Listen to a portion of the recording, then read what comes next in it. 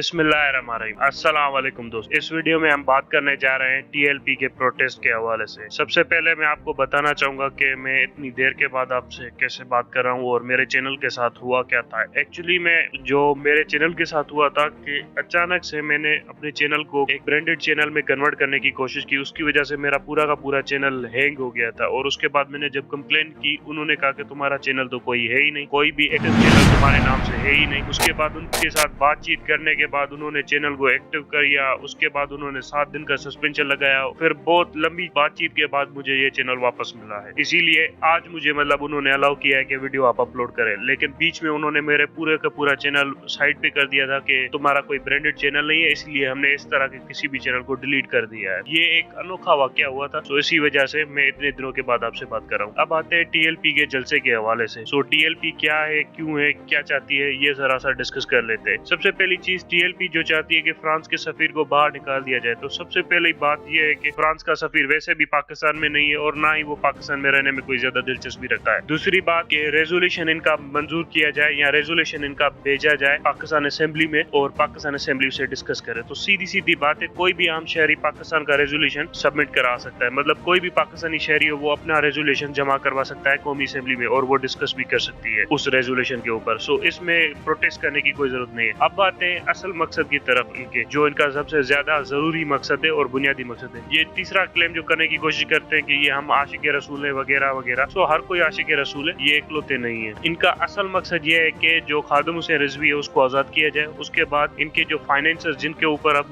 ज्यादा असर पड़ना शुरू हो गया है गवर्नमेंट का, और गवर्नमेंट ने इनके फाइनेंसेस मॉनिटर करना शुरू कर दिए हैं और रोकना भी शुरू कर दिए हैं, वो थोड़े से हल्के किए जाए और उनके कैद लोगों को आजाद किया जाए और इनसे मुकदमात हटाए जाए। अब सीधी सीधी बात है कि गवर्नमेंट इनमें से किसी भी बात को मानेगी नहीं। हाँ, हो सकता है गवर्नमेंट आज मान ले, लेकिन नहीं, गवर्नमेंट बाद में इनको जरूर टक्कर देगी। वजह ये है इनका एटीट्यूड इस तरह से नहीं होता कि आप मुल्क को बार बार जैम करने की और जैक करने की कोशिश करें। इससे मुल्क में अंदर अफरा तफरी होती है। लाल मस्जिद का एपिसोड भी इसी वजह से हुआ था कि उन्होंने मुल्क को जैम करने की कोशिश की थी। और आप मुल्क की गर्दन पे पाँव रख के मुल्क को कभी भी मोड़ नहीं सकते। अगर आप इतने ही ताकतवर हैं तो सीधी सी बात है, इलेक्शन आ रहे हैं 2023 में, इतना वोट लीजिए कि सारे के सारे पाकिस्तान को क्लीन स्वीप कर दीजिए, पूरी के पूरी असेंबली अपने लोगों से भर दीजिए। उसके बाद जो मर्जी हो, जो कानून हो वो अप्लाई कीजिएगा, कोई फर्क नहीं पड़ता क्योंकि सारा का सारा कानून आपके अंडर में होगा। लेकिन अगर आप सिर्फ 3 सीटें निकाल सके, 27 लाख से ऊपर वोट ना ले सके, उसके बाद आपकी हैसियत क्या रह जाती है इतने बड़े बड़े क्लेम करने की। आप सफीर को निकाल दीजिए। सफीर को निकालने का जो बुनियादी मकसद होता है वो पाकिस्तान की रियासत का एग्जीक्यूटिव ऑर्डर होता है और उसे प्राइम मिनिस्टर कंट्रोल करता है और प्राइम मिनिस्टर एक जमहूरी निजाम से आता है। अगर आपके यहाँ जमहूरियत निजाम है और एक लेजिटिमेट गवर्नमेंट अवेलेबल है, अगर गवर्नमेंट इलेजिटिमेट हो तो फिर इस तरह के प्रोटेस्ट की इजाजत दी जा सकती है। अगर एक डेमोक्रेटिकली इलेक्टेड और लेजिटिमेट गवर्नमेंट मौजूद है तो आप उसे डिक्टेट नहीं कर सकते कि भाई ये सफीर निकालो, ये रखो, क्योंकि वो गवर्नमेंट पहले से ही लेजिटिमेट गवर्नमेंट है और उसकी अथॉरिटी है, वो इलेक्शन जीत के आई है। अगर आप इलेक्शन जीत कर आएंगे तो आपके पास अथॉरिटी है कि आप जो चाहे करें। फिर यूरोपियन यूनियन से टक्कर ले, जिसके ऊपर चाहे जो फोड़ना चाहे फोड़ दे। अगर एक इलेक्टेड गवर्नमेंट ही दूसरी है और आप उसको प्रेशर डालने की कोशिश करें कि आप सफीर निकालो, तो ये क्यों निकालेंगे भाई? गवर्नमेंट तो इनकी है, इन्होंने वोट लिए,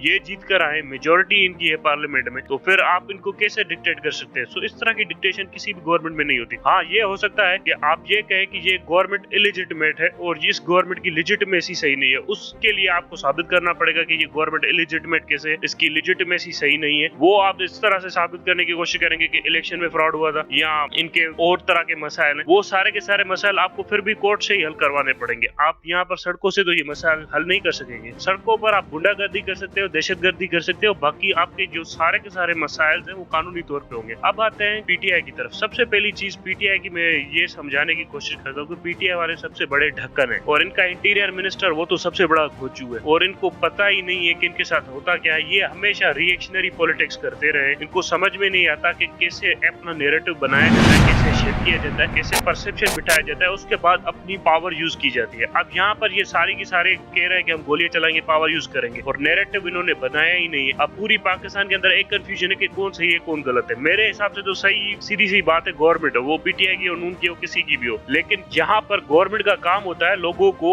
जहनों से कंफ्यूजन दूर करना। इन्होंने कंफ्यूजन दूर ही नहीं किया। अजीब अजीब तरह के पता नहीं कौन कौन से चौचोले छोड़ रहे हैं ये लोग। इनके जो इंटीरियर मिनिस्टर है उसका काम होता है कि अपना नैरेटिव बिल्ड करे मीडिया के सामने के और बताए कि भाई हम इतने सगीर ऑपरेशन की तरफ क्यों जा रहे हैं और क्या वजह है कि हमें ये ऑपरेशन करना पड़ा है और क्या वजह है हम इनके मुतालबात नहीं मारे। अब इनके इनके इल्जाम सुनिए। ट्विटर से इनको सपोर्ट मिल रही है, वो इंडियन ट्विटर से। अब इंडियन ट्विटर तो हमेशा पाकिस्तान के अंदर कोई भी फसादी खड़ा हो जाए उसको सपोर्ट करेंगे, तो इनका हाथ क्या इंडियंस के साथ मिल गया क्या? ये भी झूठ। फिर बैनुल-अक़वामी बिरादरी में बदनामी होती है, ये भी बकवास है। बैनुल-अक़वामी बिरादरी इनके ऊपर इंटरनेशनल पाबंदियां लगा देगी, ये कर देगी, वो कर देगी। कुछ नहीं होता है बैनुल-अक़वामी पाबंदियां, सीधी सीधी बात है। हमने अपने मुल्क के अंदर बेड़ा गर्क इन झूठों की वजह से किया। बैनुल-अक़वामी पाबंदियां मुशर्रफ के दौर में लग रही थी, डॉक्टर अब्दुल कदीर को हमने जेल में बंद कर दिया। फिर बैनुल-अक़वामी पाबंदियां लग रही थी, हमने वहां पर वजीरिस्तान में फौज भर दी। फिर बैनुल-अक़वामी पाबंदियां लग रही है, अब टीएलपी गलत हो। ये सारे के सारे बैनुल-अक़वामी पाबंदियां और जो इंडियन सपोर्ट और इंडियन स्पॉन्सरशिप है, ये अलग चीजें हैं। इनको मेहरबानी करके इन धरनों में इनके साथ ना घसीटिया करे, और इनके थ्रू ही हमारी डोमेस्टिक पॉलिटिक्स कमजोर होती है। सो मेहरबानी करके अपने इंटरनेशनल प्रेशर्स को अपनी डोमेस्टिक पॉलिटिक्स में यूज ना किया करे, और ये आपकी कमजोरी है। ठीक है, इंडिया के अंदर दहशतगर्द प्राइम मिनिस्टर बनकर बैठा हुआ है, बैनुल-अक़वामी बिरादरी को वो नहीं दिखता। कश्मीर के अंदर लोग मार रहे हैं, वो नहीं दिखता। इसराइल के अंदर लोग मर रहे हैं, वो नहीं दिखता। और सारी बैनुल-अक़वामी देख पाकिस्तान को रही है। ये एक घटिया किस्म का पाकिस्तान का नैरेटिव है। ये मुशर्रफ ने बनाया था कि जब भी किसी को दबाना हो तो इंटरनेशनल कम्युनिटी ने बुरा भला कहना है, ये वगैरह वगैरह। सो इस तरह का सारा नैरेटिव मुशर्रफ का बनाया हुआ है, वो आज भी चलाने की कोशिश करे। अब 2021 का पाकिस्तान है, इस तरह के नैरेटिव नहीं चलते। नैरेटिव आप बिल्ड करें इस बात पर कि भाई लेजिटिमेसी ही नहीं है इस ग्रुप की कि वो हमें डिक्टेट कर सके इस तरह के आर्गुमेंट को मानने के लिए। सबसे पहले अपनी लेजिटिमेसी क्लियर करें। लेजिटिमेसी कैसे क्लियर कर सकते हैं? 2023 का इलेक्शन जीत कर दिखाएं। 2023 के इलेक्शन में अपना लोग खड़ा करें, उसके बाद वो सारे के सारे जीते, अपना प्राइम मिनिस्टर आए, और फिर किसके भी सफीर को निकाल दे। मुल्क की हुकूमत होगी, जिसे चाहे निकाल सकते। बाकी मुल्क की हुकूमत को कोई ये डिक्टेट नहीं कर सकता। अब आता है पीटीआई और नवाज शरीफ के धरने का मसला। पीटीआई ने धरना इसलिए दिया था कि नवाज शरीफ की गवर्नमेंट की लेजिटिमेसी नहीं थी। लेजिटिमेसी क्यों नहीं थी नवाज शरीफ की गवर्नमेंट की? पीटीआई का असल से क्लेम ये था कि उनके खिलाफ इलेक्शन में धांधली हुई है, और एक इर्रेगुलर गवर्नमेंट और इर्रेगुलर इलेक्शंस के नतीजे में आने वाली गवर्नमेंट, उसकी लेजिटिमेसी कुछ अच्छी नहीं है। और पीटीआई के पास अच्छे खासे प्रूफ भी थे, वो सुप्रीम कोर्ट भी गए थे। सो ये सुप्रीम कोर्ट भी नहीं गए, ये डायरेक्ट सड़कों पे आए। सो ये लेजिटिमेसी का बड़ा मसला है। और दूसरा जो पीटीआई ने धरना दिया था, वो दिया था पनामा पेपर्स के पास। पनामा पेपर्स एक सॉलिड केस था कि एक प्राइम मिनिस्टर मुल्क का चोरी करता है, जो हमारे ही मुल्क का प्राइम मिनिस्टर है, वो चोरी करता है और वो जवाबदेह नहीं समझता खुद को अपने कानून के हिसाब से, तो वो एक अलग मसला है। तो उनकी कॉन्स्टिट्यूशनल डिमांड्स थी और आईनी डिमांड्स थी। यहाँ पर तो डिमांड ही आईनी नहीं है। और क्या डिमांड है कि फ्रांस के सफीर को निकाल दो। भाई तुम कौन होते हो हमें बताने वाले फ्रांस के सफीर को निकालने वाले? फ्रांस गुस्ताख है, उसको हम बाद में अपनी तरह से देख लेंगे। वो एग्जेक्टिव अपनी तरह से बड़े बड़े बदले लेती है। 104 अरब रुपए की डील थी फ्रांस के साथ पाकिस्तान एयरफोर्स वालों की, वो सारी की सारी डील पाकिस्तान एयरफोर्स ने कैंसिल कर दी मिराज जहाजों के ऊपर। और भी बड़े फाइनेंशियल धचके देने होते हैं। सो एग्जेक्टिव अपने तौर पर लड़ती है, ये यहाँ पर आते हैं डिक्टेट करने के लिए। सो टीएलपी वाले गलत है, लेकिन पाकिस्तान की आवाम को पीटीआई ये बताने में नाकाम रही है कि टीएलपी वाले गलत क्यों है। सो ये सारी की सारी कमजोरी गवर्नमेंट की आती है। अब आते हैं कि टीएलपी वालों के साथ क्या होगा। सीधी सी बात है, ये वजीरिस्तान से जेलम जाने की कोशिश करे। जेलम का पुल है, वहाँ पर पुल पर तो इन्हें रोकना बड़ा आसानी होगा, और पुलिस वगैरह भी इन्हें रोक ही लेगी वहाँ पर। अब आते हैं आगे जेलम। जेलम में पूरा पाकिस्तान आर्मी का गैरसन है, एक पूरी की पूरी डिवीजन वहाँ पर रहती है। ठीक है, सो ये बड़ा आसानी से होगा अगर वो डिवीजन रेंजर्स की वर्दियां पहनकर आए और इनको ठोकना शुरू कर दे। सो ये जेलम से आगे नहीं हो सकेंगे, और जेलम से आगे हो गए तो फिर ये कहीं पर भी पहुंच सकते हैं। सो जेलम में एक पूरी की पूरी डिवीजन है, ये बड़े आसानी से रोक लिए जाएंगे वहाँ पर, इनको आगे बढ़ने दिया नहीं जाएगा। अब आते हैं कि ये इतने ऑर्गेनाइज्ड होकर आए कैसे। सीधी सी बात है, इसमें दो लोगों का हाथ में बताता हूँ। एक आपके स्पीकर पंजाब असेंबली, दूसरे police of Punjab. Police of Punjab और स्पीकर पंजाब असेंबली दोनों मिले हुए थे टीएलपी वालों के साथ, और इनका